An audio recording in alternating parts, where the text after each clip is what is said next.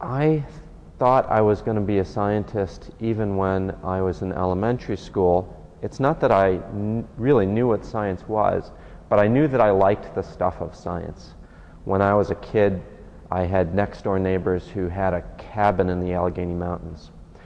And occasionally I'd get to go to their cabin in the summertime, and in the creek bed were these fascinating rocks with different kinds of fossils, and sometimes we'd find things that none of us had ever seen before, and that was really exciting, and I liked that process. And like a lot of kids, I was interested in dinosaurs and other kinds of natural history. Eventually, I began to identify myself as somebody who was probably going to become a scientist.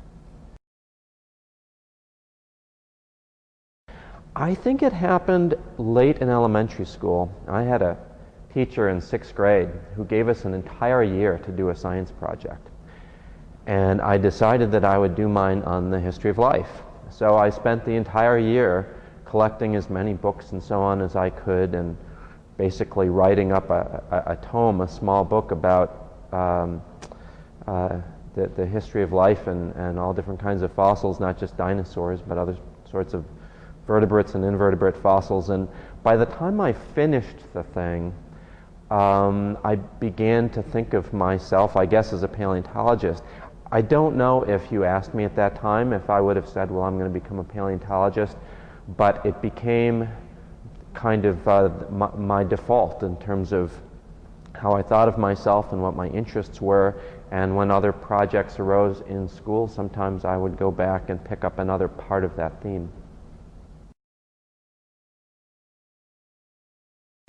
I began to really understand what science is, I think maybe in college, and that may seem like a long time to wait. In fact, I don't think I had a deep understanding of what science was really about until for many years after I began to think of myself as a scientist, because I was interested in the stuff. I was interested in the natural history and the fossils and the rocks and the animals and so on.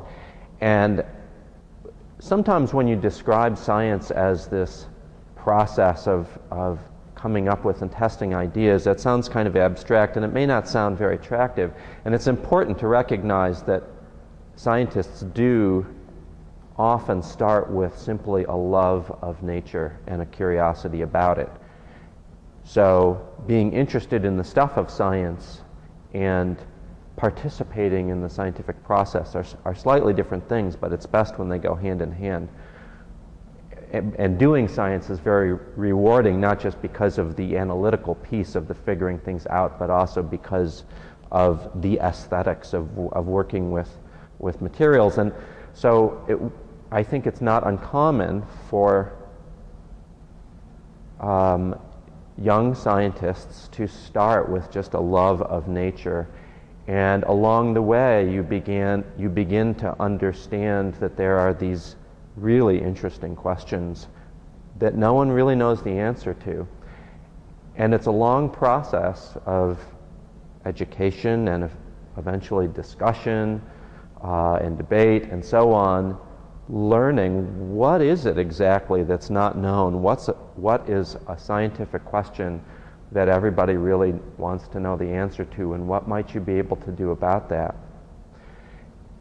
So it wasn't until college that I ended up in situations where there were open-ended questions that I was asked to try to solve, and where I was participating in coming up with the solution to a problem that wasn't already published someplace. And that was really exciting. And it wasn't something that I planned for or knew was going to happen, but once it did happen, the light bulb went on, and I thought, oh, this is great. And I actually began to enjoy my science studies better from that point forward.